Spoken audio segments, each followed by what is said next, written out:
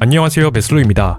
B클럽에서 주전이 되기엔 2% 부족하지만 중상위권에선 거의 보증수표였던 공격수들이 있습니다.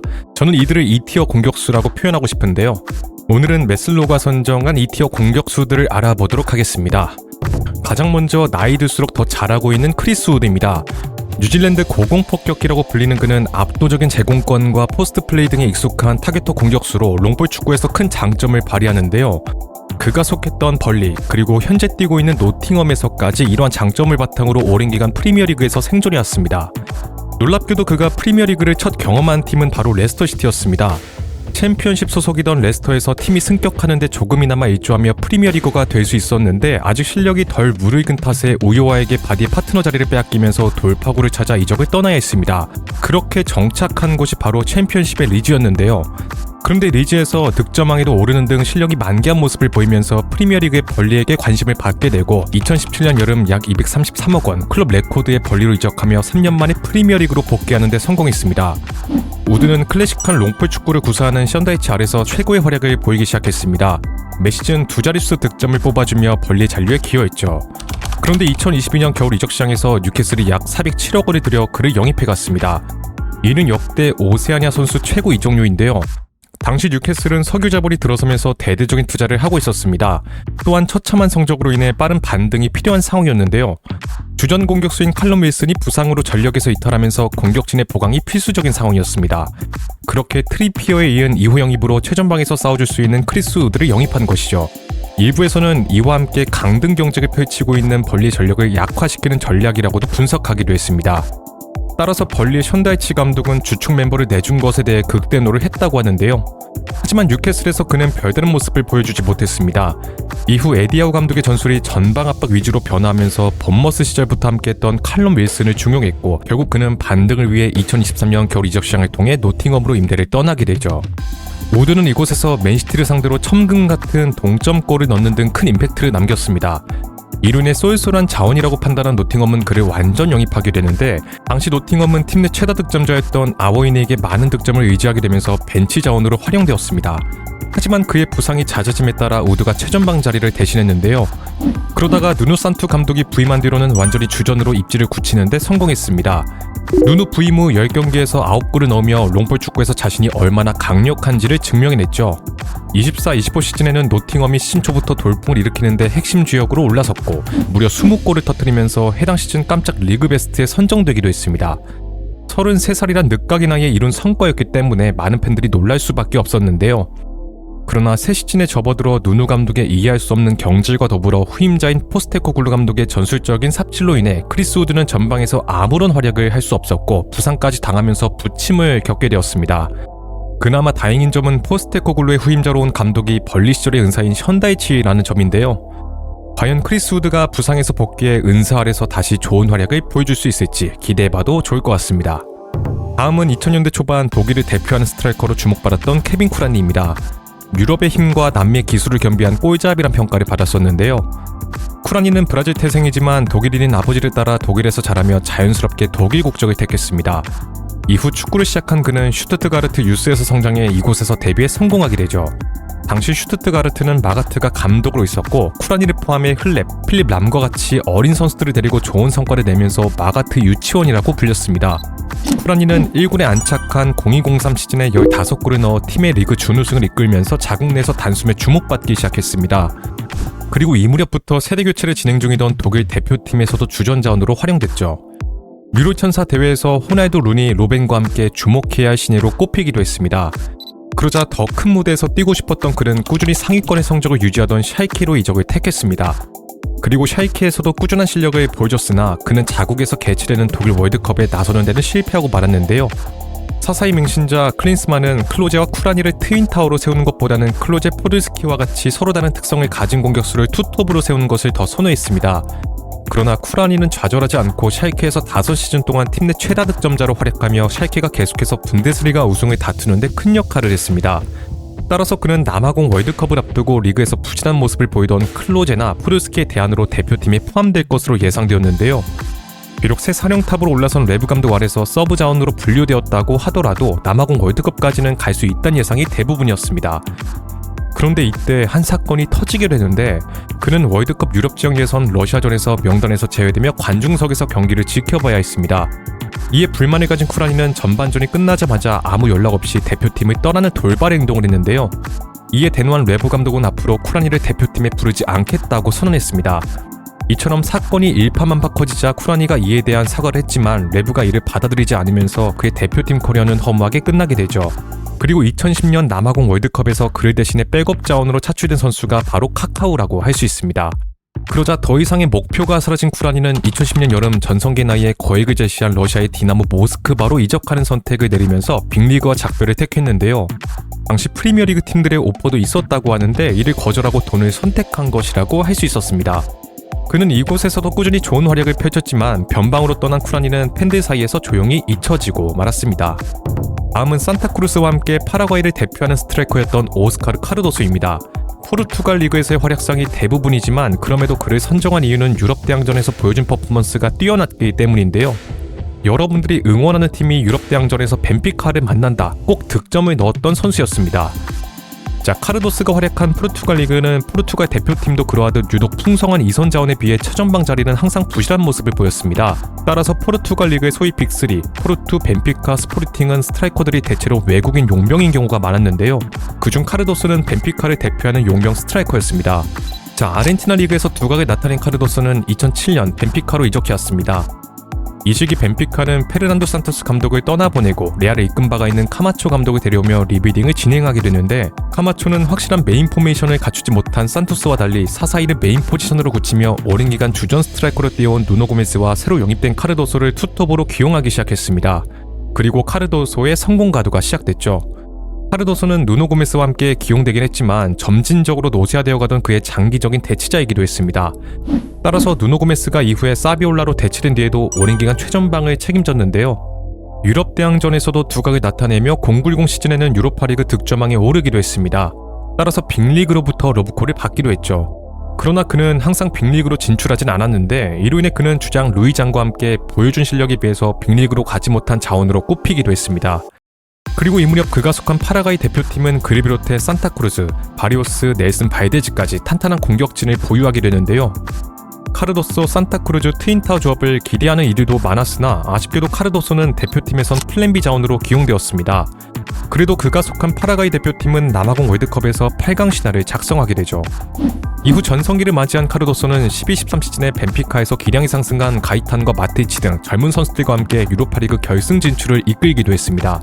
첼시와의 결승전에서 동점골을 넣으며 저력을 보여주었지만 이바노비치의 극장골로 아쉽게 패배하고 말았는데요.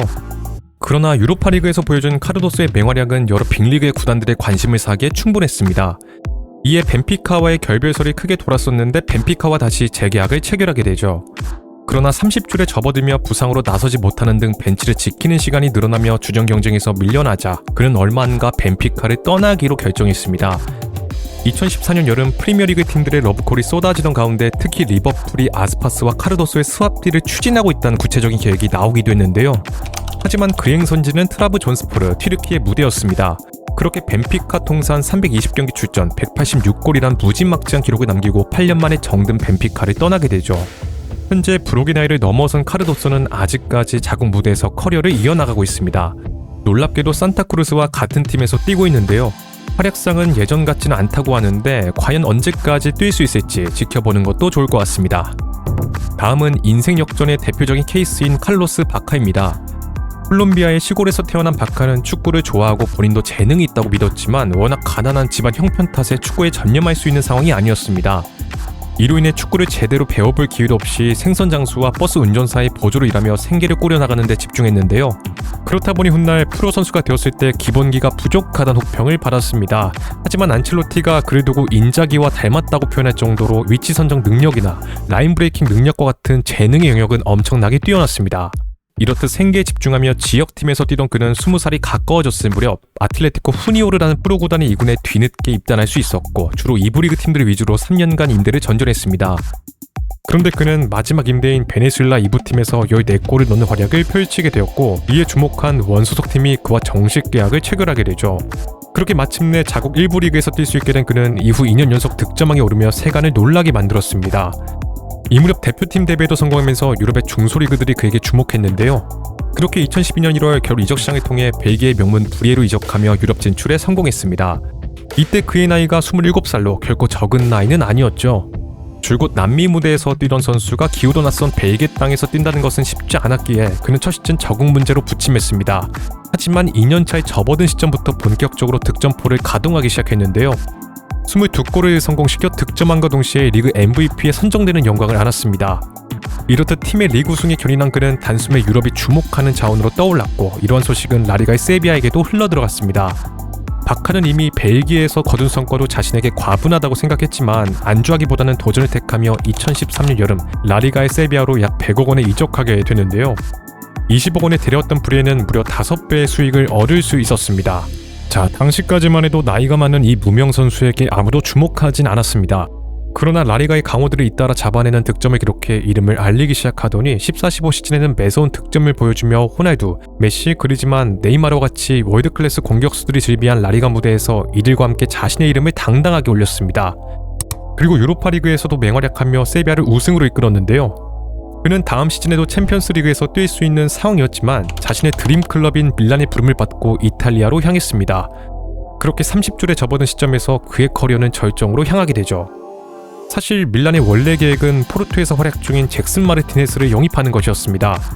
하지만 그가 아틀레티코 마드리드로 향하면서 계획의 차질이 생기게 됐고 바카로 빠르게 선회한 것이었는데요. 이후 그는 이적한 밀란에서는 구단이 암흑기임에도 77경기에서 34골 8개의 도움을 기록해 경기당 0.5 이상의 공포를 기록하는 괴물 같은 활약을 펼쳤습니다.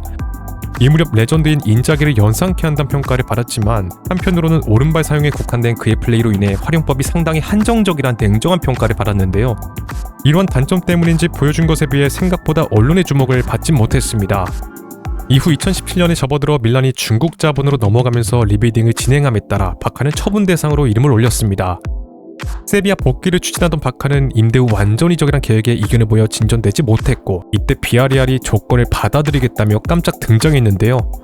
당시 비아레알은 부진한 솔다도를 페네르바체로 떠나보내고 대치자를 물색하고 있었습니다. 그렇게 대치자로 들어온 바카는 임대 기간 2자릿수 득점을 기록해 여전한 클래스를 보여주게 되는데, 그럼에도 불구하고 비아레알은 그에 대한 완전 영입 조항을 발동하지 않아 바카는 밀란으로 다시 돌아갈 수밖에 없었습니다. 바카는 이 무렵 스포르팅행이 유력시 되던 상황이었는데요. 그런데 밀란이 비아레알의 카스티에오를 영입하는 과정에서 바카가 재등장했고, 그렇게 바카는 비아레알에 완전 이적하는 데 성공했습니다. 그러나 이때부터 그의 하락세가 시작됐죠. 이후 그는 그라나다를 거쳐 현재는 고향팀에서 커리어 말년을 보내고 있습니다. 다음은 분데스리가에서 오랜 기간 활약한 카카오입니다. 과거 피온 시리즈를 즐겨하셨거나 분데스리가 팬분들한테는 굉장히 익숙하실 선수란 생각이 드는데요.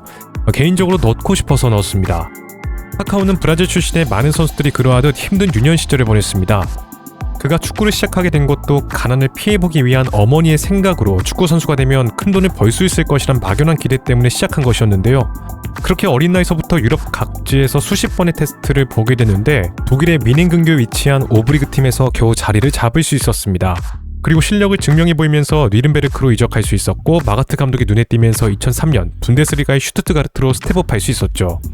대개 브라질 출신의 선수들이 무절제한 삶을 사는 것과 달리 카카오는 독실한 기독교 신자로서 성실한 삶을 살아왔고, 이러한 점이 마가트 감독에게 긍정적인 영향을 끼쳐 입단 후 유스에서 올라온 마리오 고메스를 제치고 부동의 주전인 쿠라니의 파트너 자리를 차지할 수 있었습니다.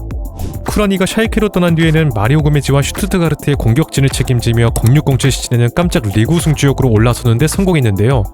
이후 동료들이 떠나가는 와중에도 잔류를 택하면서 그는 어느덧 슈투트가르트를 대표하는 선수로 자리 잡았습니다. 2009년에 접어들어서는 마침내 독일 국적을 취득하게 되는데 곧바로 독일 대표팀에 발탁되면서 늦가게 나이에 대표팀에 차출되는 영광을 안을 수 있었습니다. 레브는 장기간 그를 관찰하고 내린 판단이었다고 밝혔는데요. 어떻게 보면 앞선 사례인 쿠라니가 미운 털이 박혀 더 이상 발탁되지 않고 있었기 때문에 그의 슬롯을 대신 채우기 위해 발탁된 것이라고도 할 수 있었습니다. 결과적으로 클로즈의 백업으로 남아공 월드컵에도 나서게 되죠. 그리고 월드컵 무대에서 득점은 물론 선발 출전의 기회도 잡으면서 큰 무대에서 뛰겠다는, 축구로 성공하겠다는 어린 시절의 꿈을 마침내 실현하는 데 성공했습니다. 이후 30줄에 접어들며 줄어든 득점수와 함께 전성기가 끝났다는 비판을 받게 되고 결국 2014년 30대 중반을 앞둔 상황에서 슈투트가르트를 떠나는 선택을 내렸습니다. 그의 행선지는 바로 일본의 세레스 오사카였는데요. 당시 셀에서는 푸를란을 거액에 들여오며 성적 상승과 더불어 스타 마케팅을 노렸으나 마케팅 효과만 아주 잠시 있었을 뿐 성적은 기대에 못 미쳤습니다. 따라서 카카오를 내려와 반등을 노리게 되죠. 하지만 시즌 중 투입된 그 역시 별다른 모습을 보여주지 못하며 세레스 오사카의 강등을 막지 못했습니다.